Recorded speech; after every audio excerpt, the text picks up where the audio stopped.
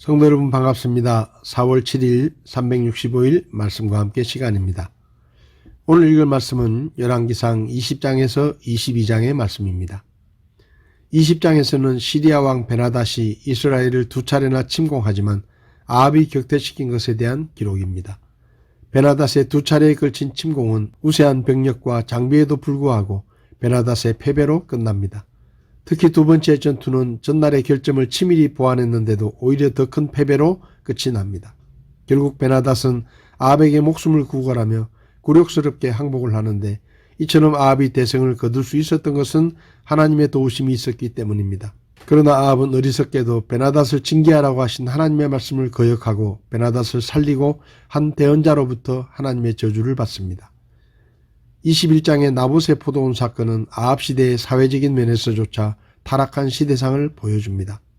아합이 나봇의 포도원을 탐하지만 나봇은 포도원 넘기는 것을 거절합니다. 이에 이세벨은 나봇의 포도원을 아합에게 넘기기 위해 간계를 꾸밉니다.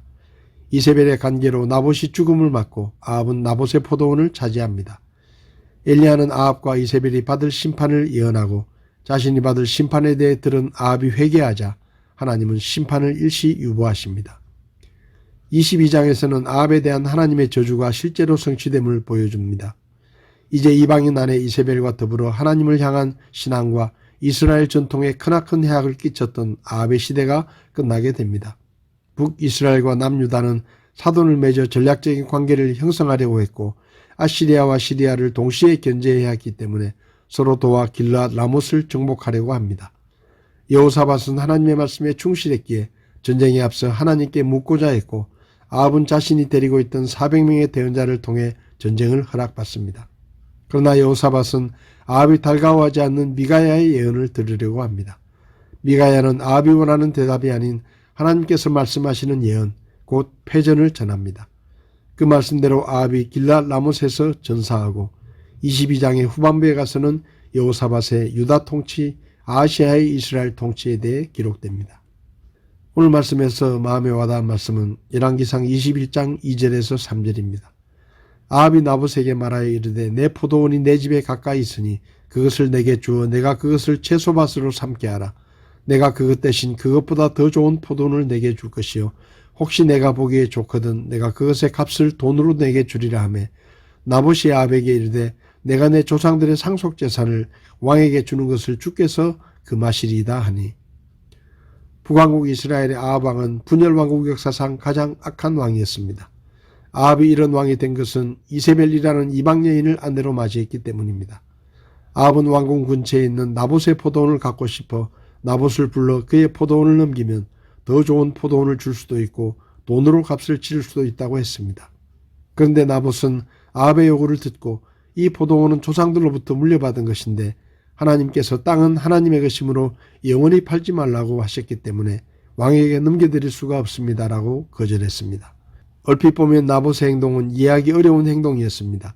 그의 상대는 절대 권력을 가진 왕이었고 더 좋은 포도원을 주거나 돈으로 값을 치르겠다는 왕의 제안은 누가 봐도 손해보지 않는 거래 조건이었습니다. 무엇보다 왕의 명령을 거역하면 죽을지도 모르는 일이었습니다. 그렇다면 왜 나봇은 목숨을 잃을지도 모르는데 왕이 제시한 좋은 조건을 거절한 것일까요? 왕의 제안을 받아들이면 더 좋은 포도원을 얻을 수도 있고 비싸게 팔면 그 돈을 잘 먹고 잘 살 수도 있었는데 말입니다. 그 이유는 나봇에게 포도원은 포도원 이상의 매우 특별한 의미가 있었기 때문입니다. 나봇은 왕에게 자신의 포도원이 조상들에게 물려받은 유업이고 하나님께서 그 땅을 파는 것을 금하셨다고 하며 거절했습니다. 나봇이 아합 왕의 제안을 거절한 것은 하나님의 말씀에 순종하기 위해서였습니다. 나봇은 더 좋은 포도원을 얻는 것보다 많은 돈을 받아 인생을 즐기며 사는 것보다 하나님의 말씀에 순종하는 것을 더 중요하게 여겼다는 말입니다.